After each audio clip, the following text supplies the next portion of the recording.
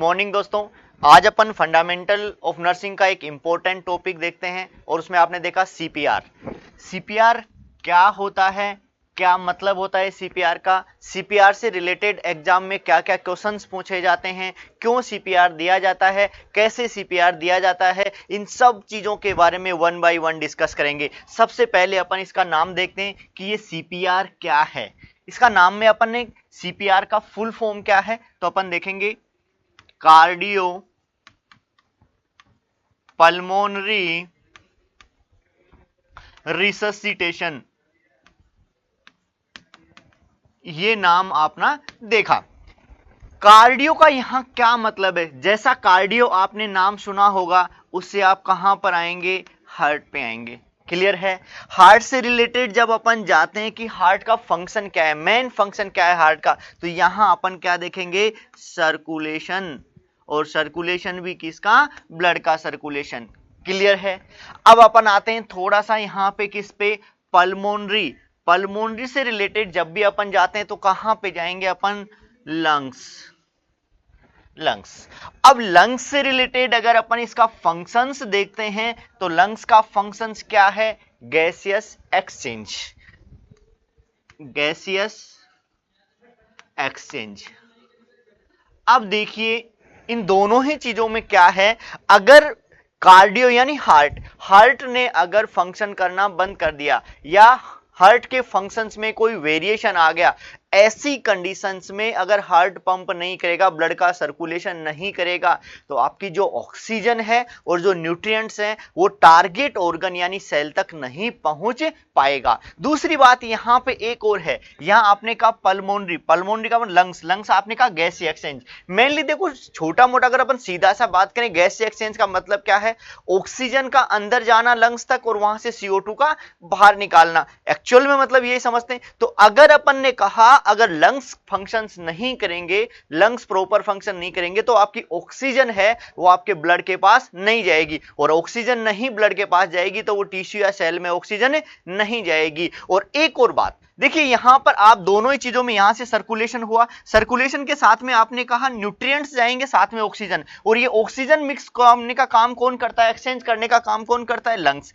अगर इन दोनों के ही फंक्शन में कोई वेरिएशन आ जाता है और ऐसी कंडीशन में अगर क्लाइंट की सेल और टिश्यू के पास में अगर ऑक्सीजन नहीं पहुंच पाती है, तो ऐसी कंडीशन में होगा क्या। सबसे पहले इसमें एक चीज अपन देखते हैं, यहां ऑक्सीजन का फंक्शन क्या है, क्योंकि जब तक ऑक्सीजन का फंक्शन नहीं पता चलेगा तब तक अपन ये नहीं बता सकते। देखिए ऑक्सीजन का मेन फंक्शन क्या है, उसके बाद में अपन आते हैं इस पे।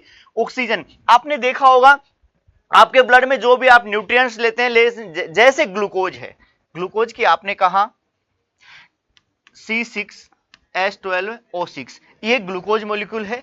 इस ग्लूकोज मॉलिक्यूल का यहां होता क्या है, आगे सेल्स के पास जाके ऑक्सीजन की प्रेजेंस में यहां क्या होता है, ऑक्सीडेशन होता है।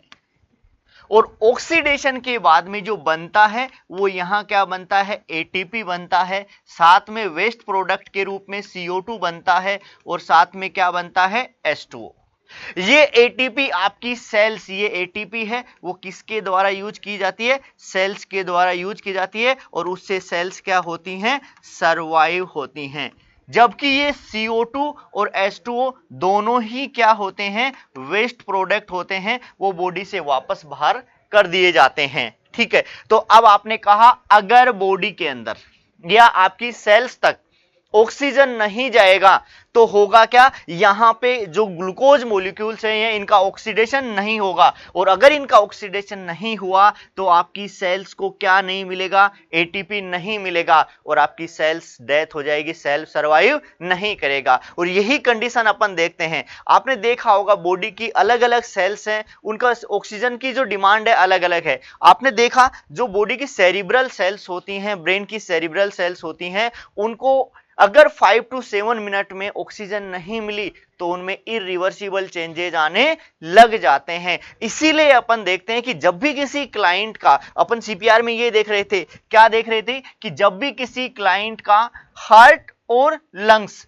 अगर प्रॉपर फंक्शन ना करें और अगर ब्लड सर्कुलेशन ना हो और ऑक्सीजन अगर ब्रेन तक नहीं पहुंचे तो इरिवर्सिबल चेंजेज आ जाते हैं। इसीलिए अपन एक प्रोसीजर करते हैं और उस प्रोसीजर में अपन क्या करते हैं, आर्टिफिशियली रूप से सर्कुलेशन को मेंटेन करते हैं और उसके साथ में अपन उसको क्या देते हैं, साथ में ब्रीथ भी देते हैं, जिससे जब तक कि क्लाइंट में कोई रिवाइव ना हो, क्लाइंट में ऐसा कुछ फंक्शंस वापस नहीं आ जाएं, तब तक उसको अपन मेंटेन करें जिससे क्लाइंट में कोई इरिवर्सिबल चेंजेज नहीं आए। तो यहां इन 3 वर्ड्स का मतलब आपने समझा, सिर्फ मैं मतलब समझा रहा था। कार्डियो, कार्डियो से यहां क्या है, पल्मोनरी से क्या, और रिससिटेशन से क्या मतलब है। देखो रिससिटेशन का मतलब होता है जनरली अपन, एक होता है रीस्टार्ट करना है, क्या करना, रीस्टार्ट करना, और एक होता है फंक्शंस को रीस्टोर करना। एक्चुअल में जो रिससिटेशन का मतलब होता है कि इनके लंग्स के और हार्ट के फंक्शंस को वापस से रीस्टोर करना, क्या करना, रीस्टोर करना। तो कई बार यहां से स्टेटमेंट डाल के क्वेश्चन पूछ लिया जाता है कि रिससिटेशन का मतलब होता क्या है। एक्चुअली सीपीआर में अपन कभी भी लंग्स और हार्ट के फंक्शंस को रीस्टार्ट नहीं किया जाता, क्या करते हैं, लंग्स और हार्ट के फंक्शंस को रीस्टोर किया जाता है। तो यहां से रिलेटेड भी क्वेश्चन कई बार एग्जाम में पूछ लिया जाता है, तो थोड़ा सा ध्यान रखना। तो ये तो मैं सिर्फ आपको इनका मतलब समझा रहा था कि कार्डियो पल्मोनरी रिससिटेशन का मतलब क्या है। अब मैं आगे चलता हूं इसी सीपीआर पे थोड़ा सा। देखिए यहां पर सीपीआर के लिए कुछ चीजें हो रही हैं। सीपीआर को एक और नाम बोला जाता है, CPR also known as BLS, CPR also known as BLS। और BLS का मतलब यहां क्या होता है, बेसिक लाइफ सपोर्ट। तो एग्जाम में एक बार ये भी क्वेश्चन पूछा हुआ है, CPR also known as basic life support. अब इसको बेसिक लाइफ सपोर्ट क्यों कहा जाता है, देखिए जब भी अपन किसी क्लाइंट का सीपीआर करते हैं, ऐसा करते हैं, तो उसमें अपन क्लाइंट को बेसिक सपोर्ट्स प्रोवाइड करते हैं। जैसे आपको कोई क्लाइंट मिलता है, कार्डियक अरेस्ट का क्लाइंट मिलता है, अपन सबसे पहले क्या करते हैं, उसका असेसमेंट करते हैं। आपको लगा कि अनकॉन्शियस है, आपने उसको चेक किया, आपने कहा पल्स एब्सेंट है, ऐसा देखा, उसके बाद अपन क्या किया, कंप्रेशन करते हैं। कंप्रेशन करने से क्या होगा, सर्कुलेशन मेंटेन होगा। अपन ब्रीदिंग देते हैं, ब्रीदिंग देने के बाद कई बार अपन इसमें क्या करते हैं, एईडी का यूज भी करते हैं।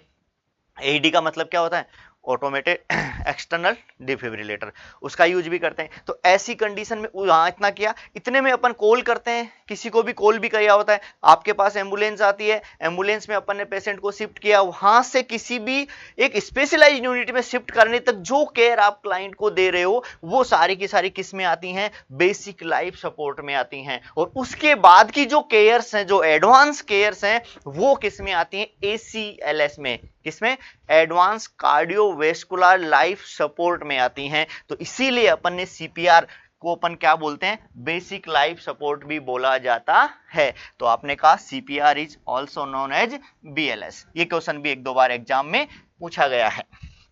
अब थोड़ा सा और आगे चलते हैं, एक्चुअल में सीपीआर का डेफिनेशन क्या है, इसका डेफिनेशन क्या है।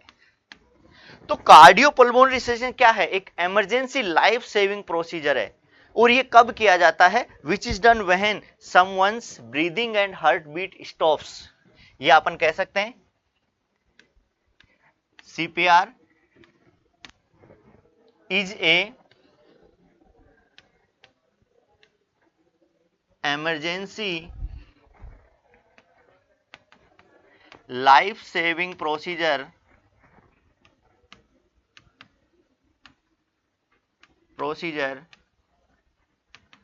which is done when someone's breathing and heart beat stops,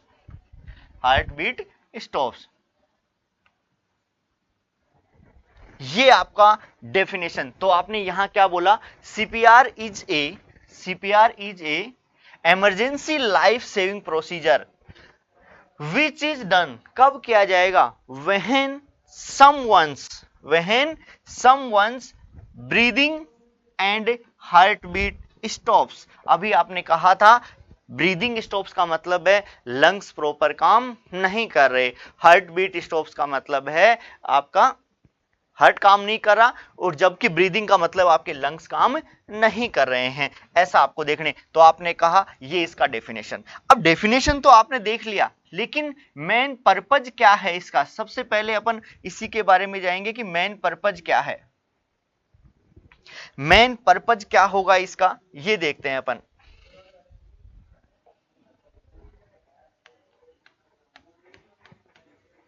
purpose तो आपने सीपीआर में किया क्या? अभी आपने देखा, मैंने कहा आप क्या करते हैं, अपन कंप्रेशन करते हैं, ब्रीदिंग देते हैं, इसमें क्या करते हैं, सर्कुलेशन होगा, और सर्कुलेशन मेंटेन करने क्या करते हैं अपन, जो ऑक्सीजन है उसको टारगेट ऑर्गन तक पहुंचाते हैं, यानी वाइटल ऑर्गन तक हो जाए। वाइटल ऑर्गन नाम आया, वाइटल ऑर्गन का मतलब क्या है यहाँ पे? वाइटल ऑर्गन का मतलब ऐसे ऑर्गन्स होते हैं जिनके बिना बॉडी का सर्वाइवल संभव नहीं है, ऐसे ऑर्गन्स को अपन क्या बोलेंगे? Vital organ. तो बॉडी के अगर वाइटल ऑर्गन्स को ऑक्सीजन नहीं जाएगा तो उनको एनर्जी नहीं मिलेगा, और उनकी सेल्स में अगर इरिवर्सिबल चेंजेज आ जाएंगे तो वो फंक्शन प्रॉपर्ली नहीं कर पाएंगे। तो मेनली सीपीआर का पर्पज क्या हुआ यहाँ पे? ऑक्सीजन प्रोवाइड करना, किसको? वाइटल ऑर्गन्स को। तो सीपीआर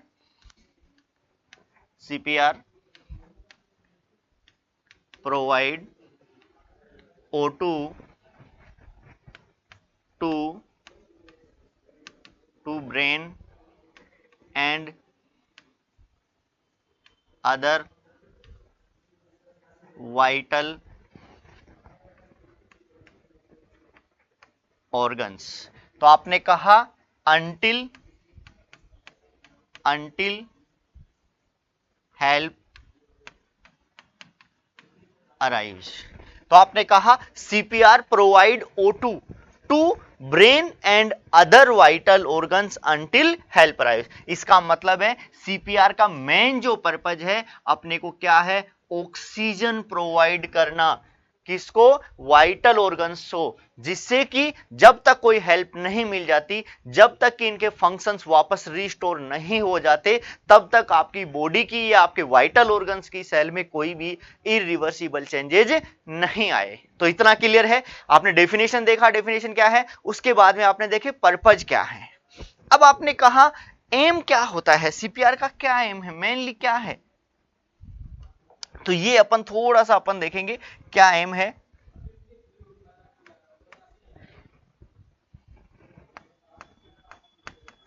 एम्स, अभी आपने एम बताया, क्या एम होगा? To restore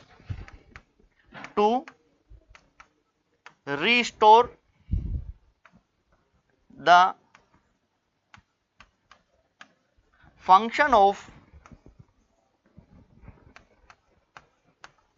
lungs and heart. तो आपने कहा मेनली इसका जो एम है वो क्या है? हार्ट का और लंग्स के फंक्शंस को रीस्टोर करना, ये मेन इसका वो है। अब अपन थोड़ा सा और आगे चलते हैं। अब देखो किस क्लाइंट को, ये तो सिर्फ आपका डेफिनेशन था, पर्पस था, क्या इंट्रोडक्शन होता है सीपीआर में, ये चीज आपने की। अब अपन चलते हैं इंडिकेशंस की बात करते हैं कि किन किन कंडीशंस में अपन सीपीआर प्रोवाइड करते हैं, क्या इंडिकेशंस होते हैं। उसके बाद अपन चलेंगे क्या गाइडलाइंस होती हैं इन सब कंडीशंस में। तो अब आगे अपन चलते हैं इंडिकेशन। इंडिकेशन क्या है? इंडिकेशन देखिए, मेन इंडिकेशन जो आपने सबसे ज्यादा कॉमनली देखा होगा या पढ़ा होगा या कॉमनली जो आपको पाया जाता है,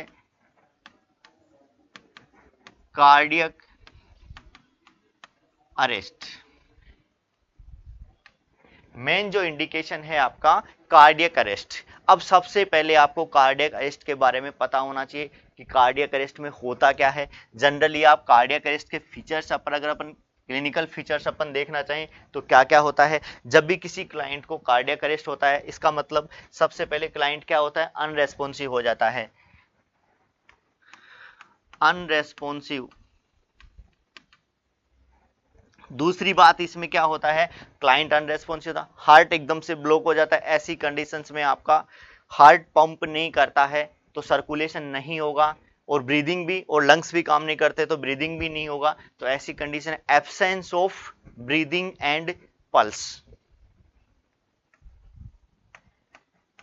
absence of breathing and pulse. तीसरी बात यहां देखिए, अगर अपन ऐसा हो जाता है तो आपने देखा होगा आपके जो प्यूपिल्स हैं वो भी क्या हो जाती हैं, डायलेटेड हो जाती हैं। तो अपन ने कहा dilated pupils.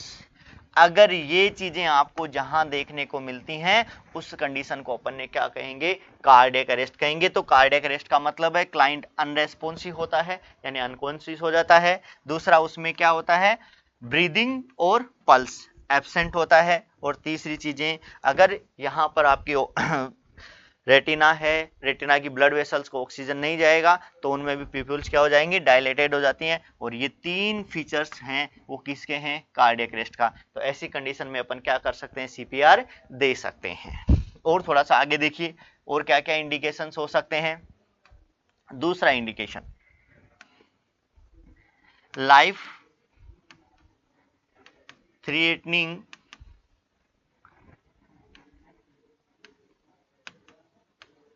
Conditions, life threatening conditions जैसे शॉक की कंडीशन में चला जाए क्लाइंट, शॉक की कंडीशन में चला जाए, जैसे ड्राउनिंग की कंडीशन में चला जाए, जैसे एक्सटेंसिव बर्न की कंडीशन में चला जाए, जैसे इलेक्ट्रिक शॉक लग जाए, जैसे हार्ट ब्लॉक हो जाए। तो इन सारी की सारी कंडीशंस में अपन क्या दे सकते हैं, सीपीआर प्रोवाइड करवा सकते हैं क्लाइंट को। तो अपन इंडिकेशंस का मतलब ये है किन किन कंडीशंस में आप सीपीआर दे सकते हैं, क्या क्या हैं। तो मेनली कुछ आपने देखा इन चीजों में। इसके अलावा आपने कहा मेनली इसमें आप एक बात हमेशा ध्यान रखना, कार्डियक अरेस्ट का मतलब क्या होता है, क्योंकि यहां से रिलेटेड कई बार एग्जाम में क्वेश्चंस आते हैं। कई बार अपन को सीक्वेंस जानने की कोशिश करता है कि आपके पास क्लाइंट आता है, ऐसे आता है, अनकॉन्शियस होता है और पल्स और ब्रीदिंग एब्सेंट होती है, तो नेक्स्ट स्टेप क्या होती है, ऐसा करके कई बार ऐसा होता है। तो कार्डियक अरेस्ट का मतलब समझ लेना, क्लाइंट अनरेस्पॉन्सिव होता है, पल्स और ब्रीदिंग एब्सेंट होती हैं और प्यूपिल्स क्या होती हैं, डायलेटेड होते हैं। इसी कंडीशन को अपन क्या बोलते हैं, कार्डियक अरेस्ट बोला जाता है। तो ये तो सारा आपने सबसे पहले क्या देखा, इंडिकेशंस क्या हैं, ये सारी चीजें आपने देखी। अब अपन चलते हैं मेनली इसकी guideline of CPR. Guideline of CPR, CPR की क्या गाइडलाइन है, क्या गाइडलाइन अपन फॉलो करते हैं। एक बात आपने देखा होगा, सीपीआर की guideline time to time revise होती रहती हैं, अपडेटेड आते रहते हैं, कुछ अपडेट्स नए आते हैं। पहले जो सीपीआर चलता था आपने देखा होगा, अपन एबीसी फॉर्मूला करके अपन देखते थे। एबीसी का मतलब था एयरवे, ब्रीदिंग एंड सर्कुलेशन। उसके बाद में 2010 में एएचए का मतलब होता है American heart association, American heart association के द्वारा इन गाइडलाइंस को चेंज किया गया और इसको CAB में कन्वर्ट किया गया। CAB का मतलब क्या होता है, यहाँ पे कंप्रेशन, एयरवे और ब्रीदिंग में चेंज किया। फिर इसी रूल्स को मॉडिफाइड करके 2015 से आज तक जो गाइडलाइन चली आ रही हैं वही हैं। उसके बाद बीच बीच में कुछ मॉडिफिकेशन हुए थोड़े, वो 2017 में थोड़ा मॉडिफिकेशन हुआ, उसके बाद में कुछ मॉडिफिकेशन और हुआ, 2020 में भी कुछ मॉडिफिकेशन हुआ। तो मॉडिफिकेशन है, लेकिन मेनली जो चेंजेज आया गाइडलाइन में वो कब आया 2010 में, और इसको मेनली मॉडिफाइड कब किया गया, 2015 में। तो जब से अपन 2015 की ही गाइडलाइन पढ़ रहे हैं और वहीं से अपने स्टार्ट हुआ था ये चेंजेज। तो अकॉर्डिंग टू AHA। AHA का मतलब आप समझ लेना, जो भी अपन CPR पढ़ते हैं, जो भी अपन CPR देखते हैं, ये सारी गाइडलाइन जो हैं वो अपन किसकी फॉलो करते हैं? AHA की। AHA का मतलब क्या होता है? American heart association. AHA का मतलब होता है अमेरिकन हार्ट एसोसिएशन। इसमें क्या चेंजेज आए थे?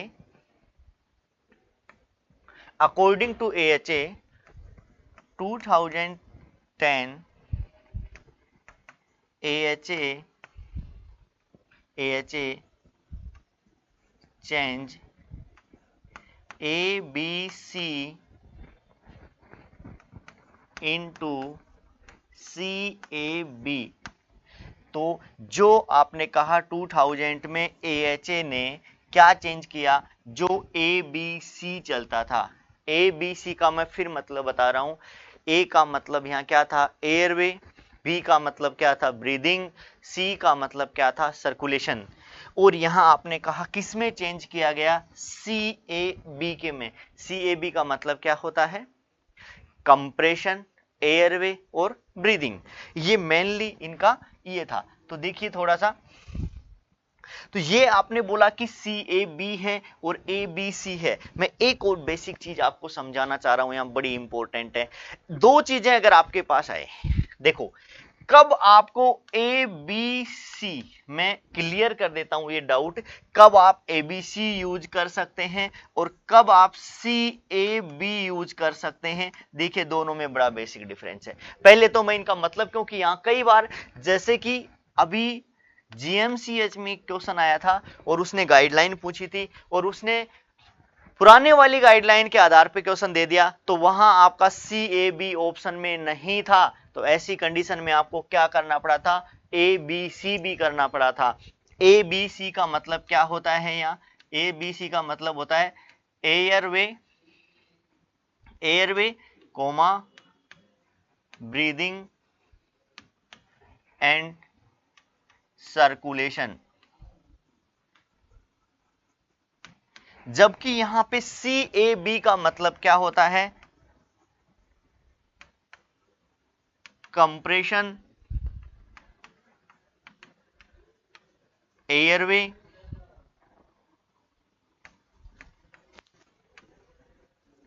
ब्रीदिंग। तो अगर इन दो नामों के बारे में कई बार जानना चाहिए, इसका भी क्वेश्चन कई बार पूछा गया है। एम्स ऋषिकेश में कंटिन्यूअस 2 बार ऐसा क्वेश्चन पूछा गया है कि CAB का मतलब क्या होता है। तो यहां CAB का मतलब क्या होता है? Compression, airway and breathing. जबकि ABC का मतलब क्या होता है? एयरवे, ब्रीदिंग और सर्कुलेशन। पहले अपन जो CPR की पुरानी गाइडलाइंस थी उनके अनुसार अपन ABC का यूज करते थे, लेकिन 2010 में ये गाइडलाइन चेंज हो गई और उसके बाद में इन गाइडलाइंस का मॉडिफिकेशन हुआ। कब हुआ? 2015 में। तब से अपन कौन सा यूज करते हैं? CAB। कौन सा यूज करते हैं? CAB। तो ये गाइडलाइन कब मॉडिफाइड होती? इट मॉडिफाइड इन 2015। ये जो आपकी CPR की गाइडलाइन थी, ये कब मॉडिफाइड हुई थी? बाद में चेंज किया गया था 10 में, लेकिन यही मॉडिफाइड कब हुई थी? 2015 में। ये क्वेश्चन भी एग्जाम में पूछा गया है कि ये गाइडलाइन कब मॉडिफाइड है, कब से अपन। तो AHA ने जो मॉडिफाइड किया वो 2015 में किया और तब से लेकर आज तक अपन वही गाइडलाइन फॉलो करते हैं। अब मैं आपको बेसिक डिफरेंस समझाना चाह रहा हूं, ABC कब यूज करते हैं और CAB कब यूज करते हैं। देखो थोड़ा सा अपन सिनेरियो पे जाते हैं, पेशेंट पे जाते हैं। मान लीजिए आपके पास कोई भी, आप इमरजेंसी में काम कर रहे हैं, क्योंकि ये सारी चीजें क्या हैं? इमरजेंसी रिससिटेशन है। इमरजेंसी में आप काम कर रहे हैं या कहीं भी हैं, आपके पास कोई पेशेंट आता है, आते आप सबसे पहले पेशेंट का असेसमेंट करते हैं। अपन क्या करेंगे? असेसमेंट करेंगे। आपने देखा कि पेशेंट कॉन्शियस है या अनकॉन्शियस है या कुछ है, और अगर अनकॉन्शियस है तो उसके बाद में अपन चेक करते हैं कि इसमें कहीं ब्रीदिंग आ रही है कि नहीं आ रही। कई बार ब्रीदिंग गैस्पिंग हो रहा है, कई बार इसमें सर्कुलेशन है या नहीं है। एक बात हमेशा ध्यान रखना, जो CAB इसका CAB का मेन जो पर्पज होता है, इसमें सबसे पहले क्या, कंप्रेशन। और जब भी अपन चेस्ट पे, लंग्स पे या हार्ट पे कंप्रेस्ड करते हैं, हार्ट पे कंप्रेशन किया जाता है, उस कंडीशन में आपको पता है सर्कुलेशन मेंटेन किया जाता है। इसका मतलब है CAB का मेन पर्पज होता है सर्कुलेशन को मेंटेन करना। इसका जो मेन पर्पज है,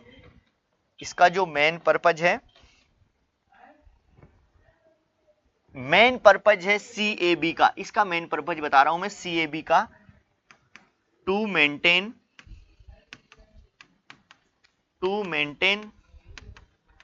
सर्कुलेशन।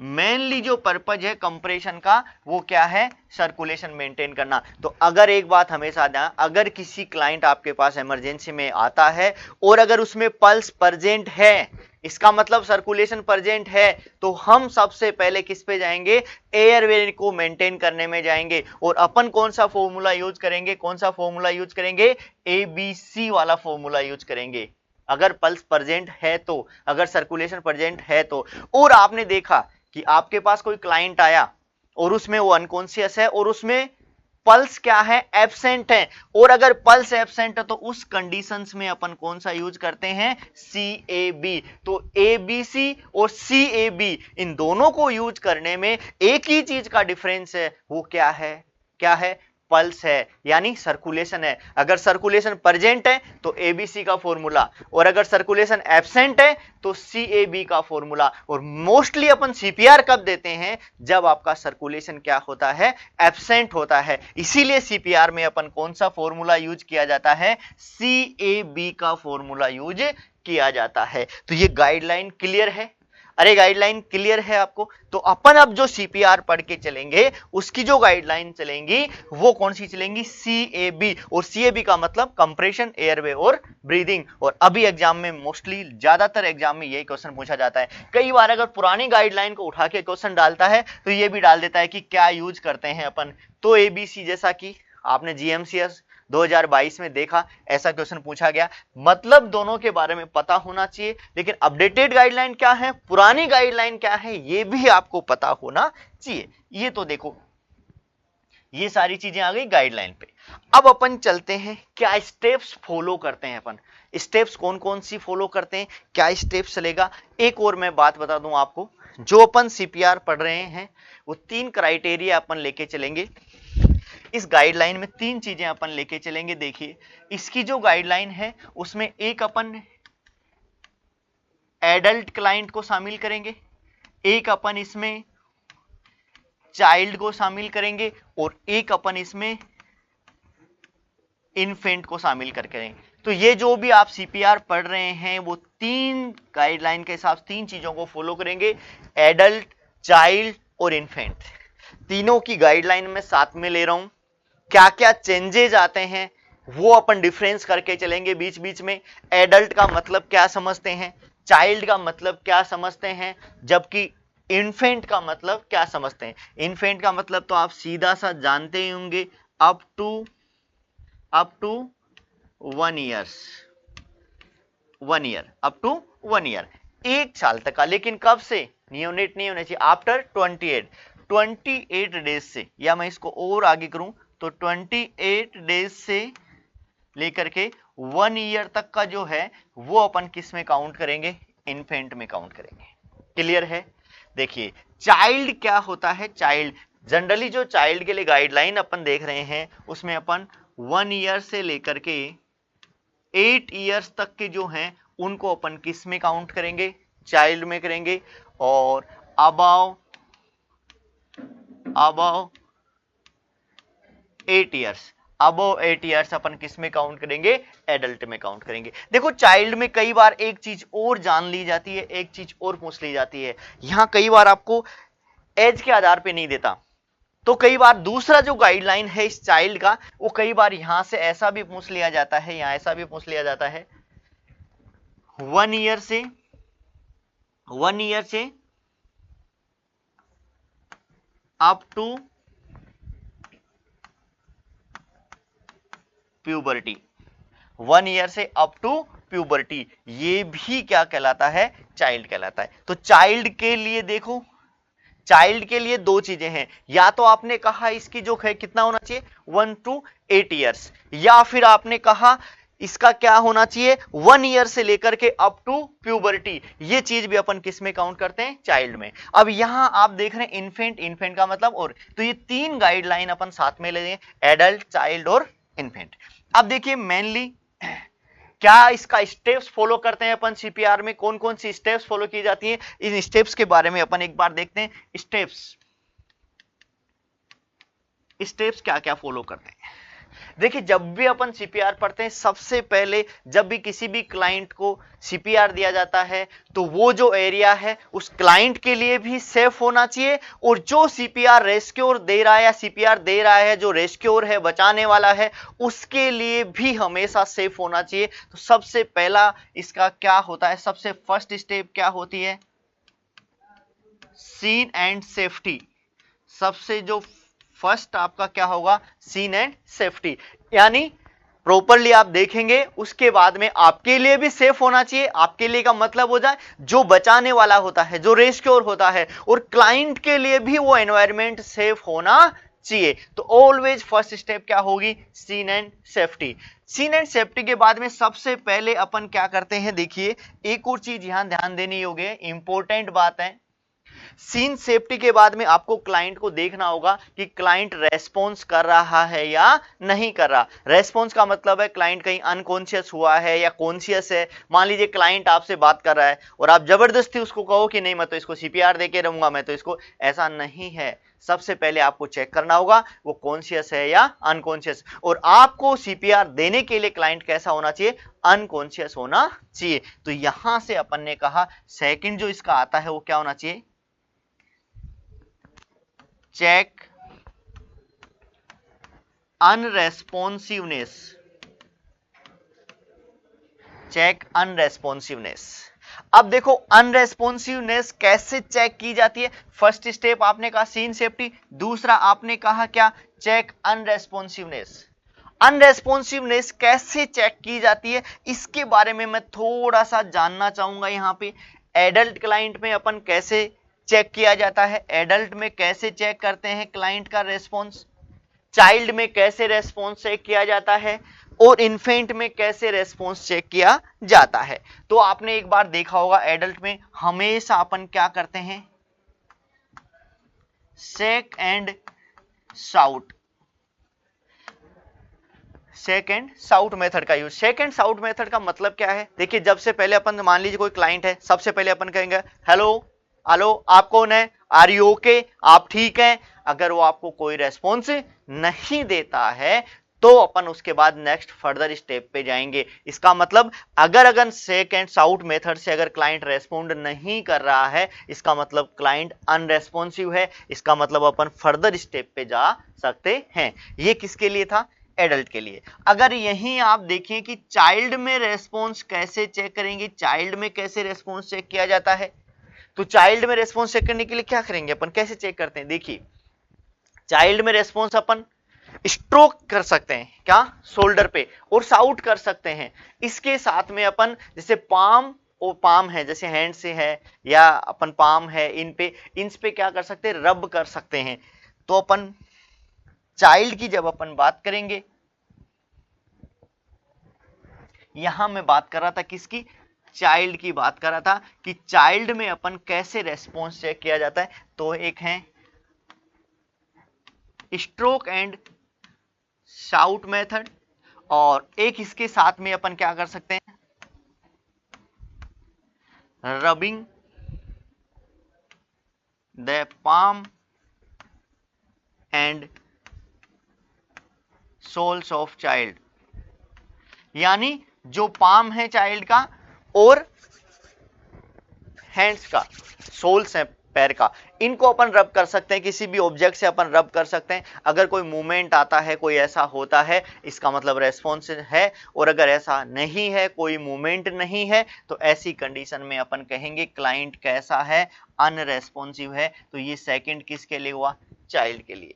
तीसरा, यहां कई बार यहां से क्वेश्चन पूछा जाता है, इन्फेंट का रेस्पॉन्स कैसे चेक किया जाता है, इन्फेंट में रेस्पॉन्स कैसे चेक किया जाता है। देखिए इन्फेंट में मेनली कभी भी एक बात हमेशा ध्यान रखना, शेक नहीं करेंगे। इन्फेंट को आपने शेक कर दिया, कई बार होता क्या है कि क्लाइंट कुछ, आपको पता ही है बच्चे के कुछ भी ऑब्जेक्ट हाथ में होता है वो सीधा कहाँ ले जाता है, माउथ में लेगा, और माउथ में लेके क्या हो सकता है, कई बार कहाँ चला जाता है, लंग्स की तरफ, एयर ट्रेकिया की तरफ चला जाता है, तो वो लैरिंग्स में क्या हो जाएगा, डिस्लोज हो जाएगा और वहां से ब्लॉकेज करता है। उसके कारण भी कई बार क्या होता है, जो इन्फेंट होता है वो अनकॉन्शियस हो जाता है। अगर आपने उस टाइम पे उसको शेक किया, हिलाया, तो ऐसी कंडीशन में वो जो ऑब्जेक्ट है और नीचे आपके लैरिंग्स में जा सकता है, ब्लॉक कर सकता है। इसलिए कभी भी इन्फेंट को शेक नहीं किया जाता है। ये क्वेश्चन कई बार एग्जाम में पूछा गया है, very very very very important question. तो यहां देखिए इन्फेंट के बारे में आपकी क्या राय है। तो आपने कहा stroke the infant, stroke the infant, but not to be shake। कभी भी क्लाइंट को या अपन इन्फेंट को शेक नहीं किया जाएगा। वेरी इंपॉर्टेंट, ये क्वेश्चन कई बार एग्जाम में पूछा गया है। तो आपने कहा इन्फेंट में रेस्पॉन्स कैसे चेक किया जाता है, तो क्लियर है। तो अपन सबसे फर्स्ट स्टेप आपने देखा था क्या, फर्स्ट स्टेप आपने देखा था यहां पे, सबसे पहले क्या क्या चीजें आपने देखी। तो सबसे पहला क्या था, सीन एंड सेफ्टी, ठीक है। दूसरा आपने क्या था, चेक अनरेस्पॉन्सिवनेस, और अनरेस्पॉन्सिवनेस किसी क्लाइंट में कैसे चेक किया जाता है ये आपने देखा। तीसरा जो इसका स्टेप है वो अपन उसमें आगे चलते हैं, तीसरे में, यहां से तीसरी स्टेप पे अपन आगे चलते हैं। जब किसी क्लाइंट का आपने रेस्पॉन्स, ब्रीदिंग और पल्स चेक करना है, चेक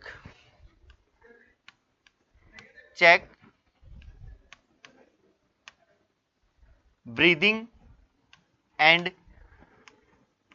पल्स, और ये दोनों ही क्या होनी चाहिए, एब्सेंट होनी चाहिए अगर आपको क्या करना है, सीपीआर देना है। तो absence of breathing and pulse check करना है कि इसमें प्रेजेंट है या नहीं है। अगर प्रेजेंट है तो फॉलो अपन इसको किस में रख सकते हैं, सुपरविजन में रख सकते हैं, लेकिन एब्सेंट है तो अपन फिर आगे अपने को नेक्स्ट गाइड पे जाना पड़ेगा। अब आप एक बार देखेंगे ब्रीदिंग, और ये जो पल्स और ब्रीदिंग चेक करते हैं, हमेशा एक बात ध्यान रखना, सीपीआर में जो इंटरप्शंस हैं वो मिनिमम होने चाहिए, less than 10 second, more than 10 second कभी भी इंटरप्शन अलाउड नहीं होता है। मेरा कहने का मतलब ये है कि जब भी आप सीपीआर दे रहे हैं किसी क्लाइंट को तो मिनिमम टाइम खराब किया जाना चाहिए। तो आपने कहा, अब आपने एक और चीज मैं यहां देखना चाहता हूं कि आप जो ब्रीदिंग और पल्स चेक करें, ब्रीदिंग आपने देखा नोज पे एयर का मूवमेंट हो रहा है या नहीं हो रहा। अगर यहां से आपको नहीं है तो अपन चेस्ट को ओपन करिए और चेस्ट को देखिए, चेस्ट का जो राइज है या हो रहा है या नहीं हो रहा, मूवमेंट हो रहा है या नहीं हो रहा, ये एब्सेंट है। ये भी आपको कितने में चेक करना है, लेस देन 10 सेकेंड। तो ये जो दोनों अपन चेक करते हैं वो कितने में करेंगे, less than 10 seconds, less than 10 seconds. ये क्वेश्चन भी कई बार पूछा जाता है, पल्स और ब्रीदिंग कितने टाइम में, तो अपन ने कहा 5 to 10 सेकेंड में करते हैं, और अपन कहा कितने से, तो लेस देन 10 सेकेंड में करना चाहिए। अब एक और चीज यहां पर थोड़ा सा जानना चाहेंगे, यहां पर जो आपने कहा पल्स कैसे चेक करते हैं, पल्स किसी क्लाइंट पे कहां कहां चेक है, आप अभी देख रहे थे तीन चीजें अपन लेके चल रहे हैं। एडल्ट में देखो, एडल्ट में आपको ये पल्स कहां चेक की जाती है, देखो जब भी अपन सीपीआर देते हैं या कोई भी लाइफ सेविंग प्रोसीजर करते हैं या कोई भी रेस्क्यू करते हैं, ऐसी कंडीशन में पल्स चेक करने का आपका पर्पज क्या होता है, ये पर्पज होता है कि क्लाइंट में सर्कुलेशन प्रेजेंट है या नहीं है। उस टाइम पे आपका कभी भी पर्पज ये नहीं होता कि पल्स रेट क्या है, कहां से काउंट, तो ऐसी कंडीशन में कुछ स्पेसिफिक जगह से ही अपन देखते हैं सर्कुलेशन। एडल्ट में जो सर्कुलेशन अपन चेक किया जाता है वो कहां से किया जाता है, कैरोटिड आर्टरी से। कहां से, कैरोटिड आर्टरी से। और ये भी बड़ा इंपॉर्टेंट है, कैरोटिड आर्टरी से भी जब अपन चेक करते हैं तो कितने, लेस देन 10 यानी 5 to 10 सेकेंड। यहां की सब के लिए टाइम जो है वो कितना है, 5 to 10 सेकेंड्स। ये क्वेश्चन कई बार एग्जाम में पूछा गया है। सेकंड आप अपन बोलते हैं चाइल्ड में कहां चेक किया जाता है, तो चाइल्ड में जो अपन चेक किया जाता है वो कहां करेंगे, या तो अपन कर सकते हैं कैरोटिड आर्टरी में, या अपन कर सकते हैं कहां पे, फीमोरल आर्टरी में। तो या तो कैरोटिड में करेंगे या फिर फीमोरल में करेंगे, दो चीजें।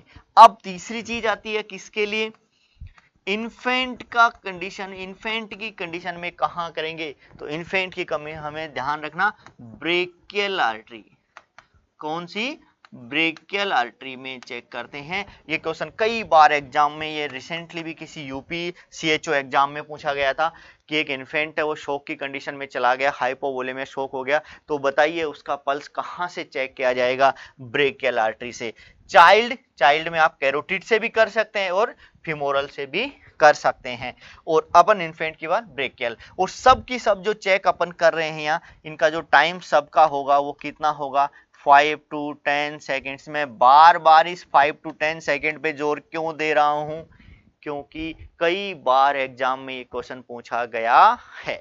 तो थर्ड अपन कहां तक आ गए थे, थर्ड जो अपन आए थे कहां तक पहुंच गए थे अपन, चेक पल्स एंड ब्रीदिंग, वो प्रेजेंट है या एब्सेंट है। नेक्स्ट स्टेप देखो, वैसे तो होता क्या है, ये जो सीपीआर है इसमें डिपेंड करता है कि आपके पास जो रेस्क्योर हैं वो कितने हैं, एक है, दो है, कहां पे हो रहा है, इन हो रहा है, आउट हॉस्पिटल हो रहा है, बहुत सी चीजें।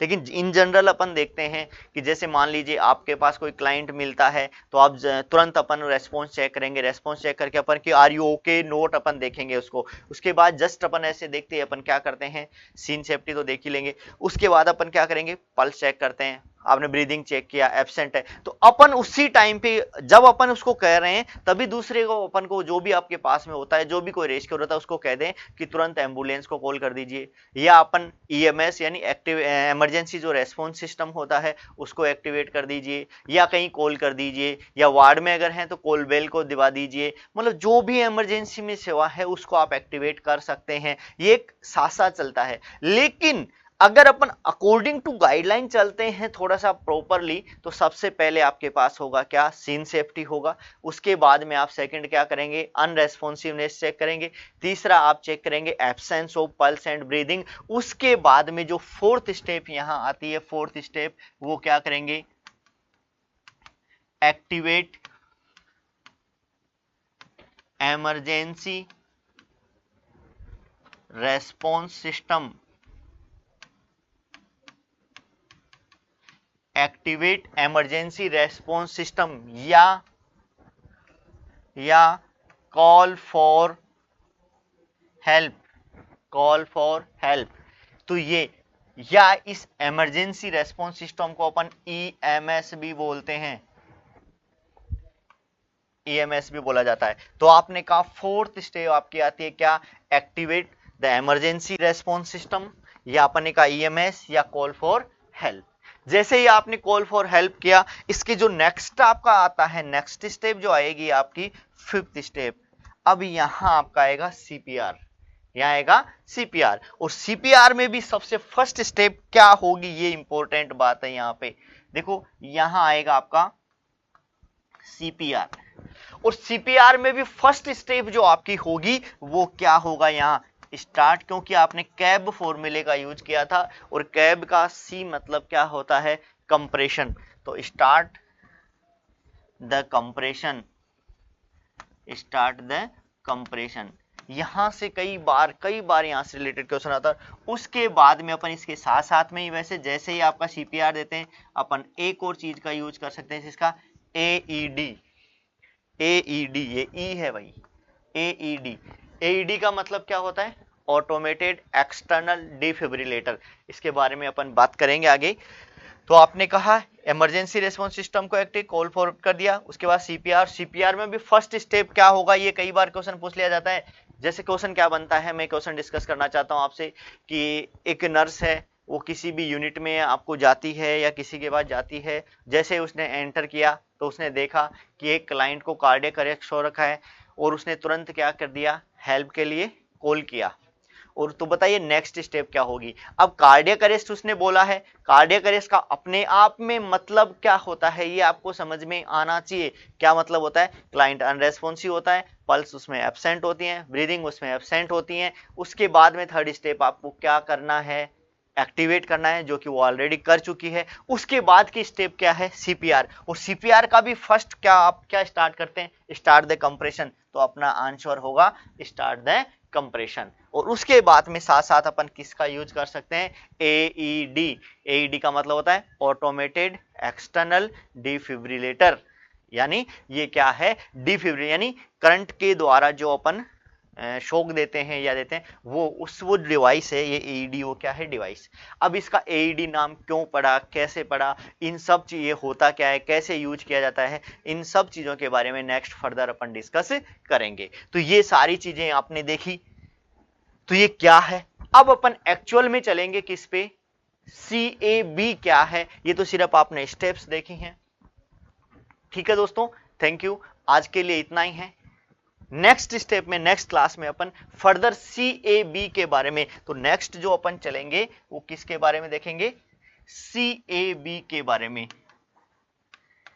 CAB फॉर्मूला क्या है। Thank you.